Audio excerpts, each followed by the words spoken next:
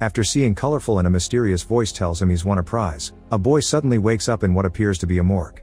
Not remembering anything, he tries to leave the room and scares all the workers.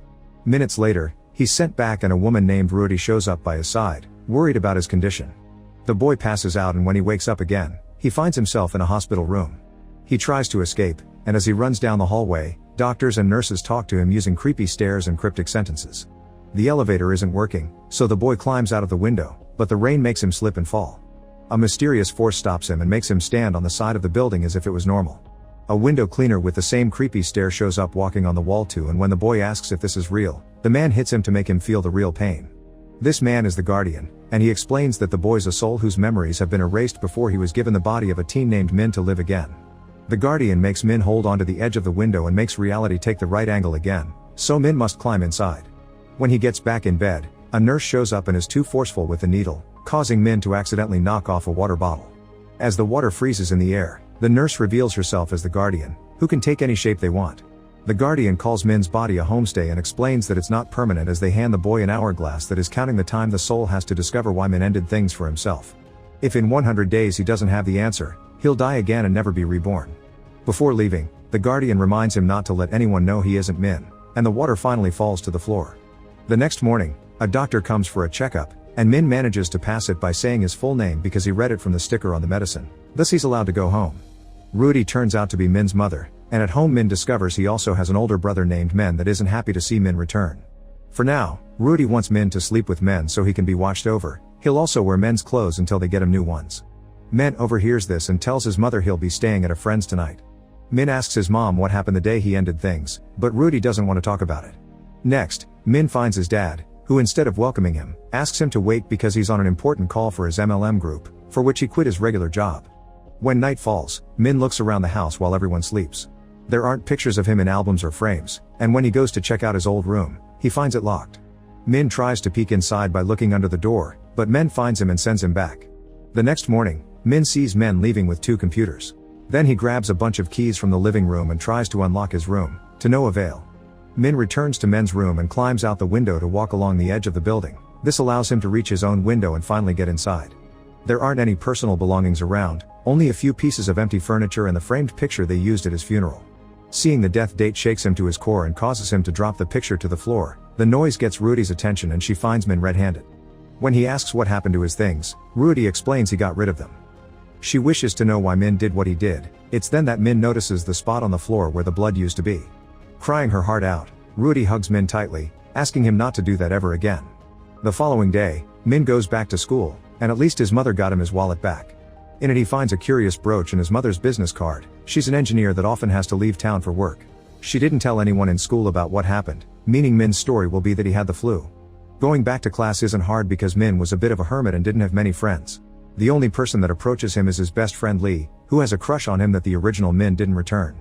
Pai is in the card stunt club and so is Min, so he gets dragged to the next meeting where the leaders remind him he needs to finish the drawing for the next competition.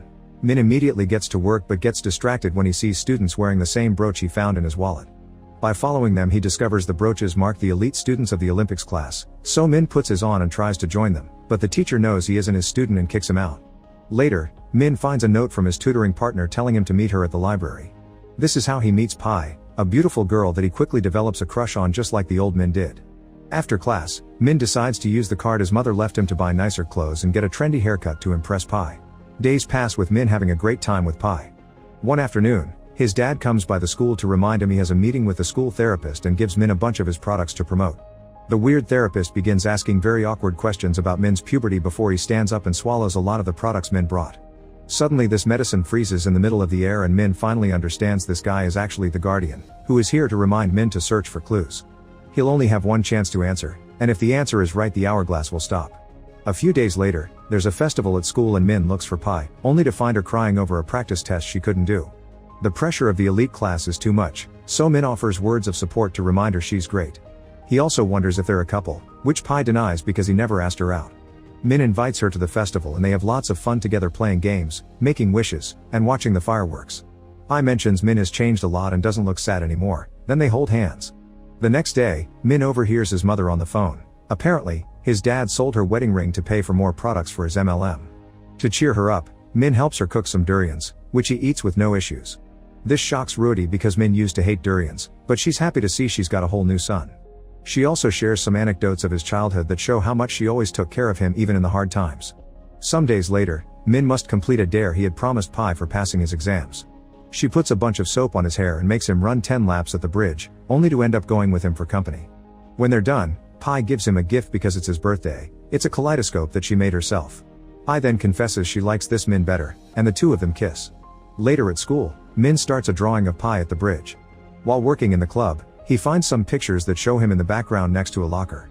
Min rushes to force it open and sadly finds it empty, but Lee sees this and reminds him he left his laptop in her own locker with a note to give it to his mom. When Lee went to his house that day, Rudy wasn't there, so she left the laptop with Men. At home, Min searches Men's bedroom. He doesn't find the laptop, but he finds the missing pictures with his face scratched off on all of them. He also finds a bunch of paperwork indicating that Men wants to go study in Germany. Next, Min checks Men's computer and finds a conversation of him complaining about what Min did because now he has to stay with the family to support them instead of going to Germany.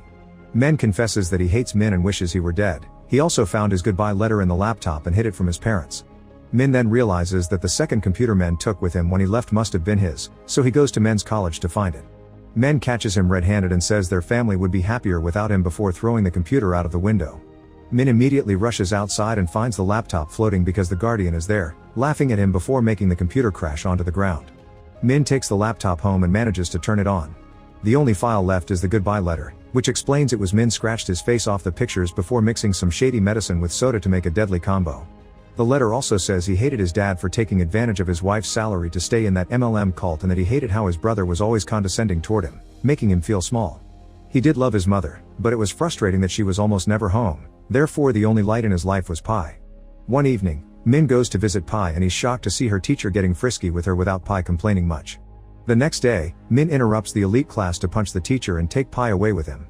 When Min confronts her on the roof, he yells at her with fury, making Pi cry. She doesn't like the teacher, she only puts up with him because it had been her only chance to join the Olympics team for a better future. Her career's what matters the most to her. Min thinks she doesn't need him, so he points at the ground and tells her she should end things for herself. Later, Min's dad has to come over to talk with the principal about what happened and wonders why Min can't be normal, prompting Min to call him out for what he did to Rudy's ring. Sometime later, Min decides to surprise his mother at work following the address on the back of the business card, only to accidentally discover Rudy has been staying with a secret boyfriend. When Rudy notices Min is there, she tries to explain things, but Min runs away in tears. Back in his hometown, Min stays by the bridge under the rain, wondering if he should end things again. The raindrops suddenly stop moving and the guardian shows up, wondering if Min has the answer. Min replies he hates this life and doesn't blame the real Min for what he did. He blames the family and Pi because they can't be trusted. The hourglass doesn't stop, meaning the answer is wrong, so the guardian reminds Min he has 3 days left. When he returns home, Min smashes all the things in his room. Moments later, Lee shows up to ask for the finished drawing. Min's too annoyed to care and starts talking rudely to Lee, telling her that Min never considered her a friend and will never like her back. He also confesses Min missed school because he tried to end things and didn't even mention Lee in his goodbye letter. Lee leaves the place in tears. In the evening, Min and his dad go pick up Rudy when she returns from work.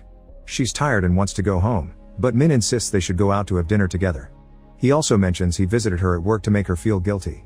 At the restaurant, Min leaves his parents alone by pretending to go to the bathroom, but he spies on them and notices his dad returning the ring.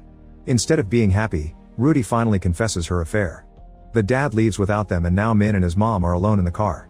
Crying, Rudy apologizes to Min and explains she broke up with her other boyfriend so she can always stay with her family.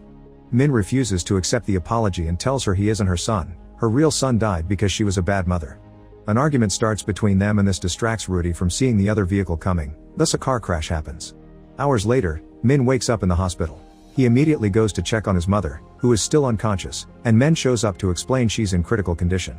The dad told him what happened, and Min wonders why Min didn't tell him instead of ending things since he would have helped him deal with it. He thinks Min needs to stop thinking nobody loved him. Min's not hurt and is sent home, where he finds the durian dessert Rudy left for him and the kaleidoscope Pi gifted him. Min realizes he's been acting very selfishly and makes it up to his club by finally finishing the drawing.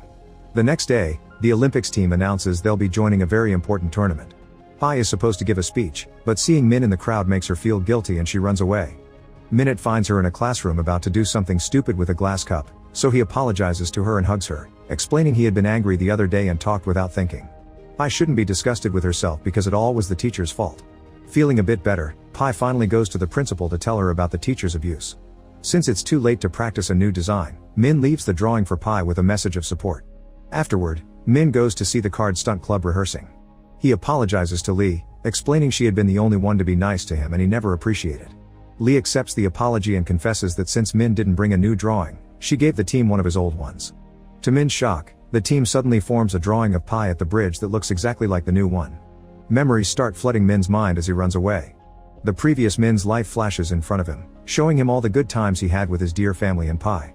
Min falls down the stairs and the hourglass, now frozen, falls from his pocket as Min suddenly reappears in his room with the Guardian taking the shape of his reflection. Min has finally understood that he isn't a random soul, he's the original Min, and he died because he didn't know how to appreciate the good things in his life. It's all his own fault. The Guardian congratulates him for winning and explains the test had only been a way to make him see the truth. Min won't be reborn anywhere else, he can keep this life. After the Guardian disappears, Min wakes up in the school again and the hourglass is gone. Lee checks on him and Min hugs her to celebrate before rushing to the hospital to find Rudy has woken up. She explains she and the dad are getting divorced, so Min can help him to live with and she won't blame him for choosing the dad because she hasn't been a good mother. Crying, Min apologizes for his actions and swears he'll never regret being her son. From then on, Min returns to his daily life. When Pi sends him a message showing she's won a medal, he fulfills his part of the deal and runs a few laps down the bridge with soap on his head and only wearing his underwear. Make sure to subscribe and turn on notifications so you can watch more videos like this. Thanks for watching.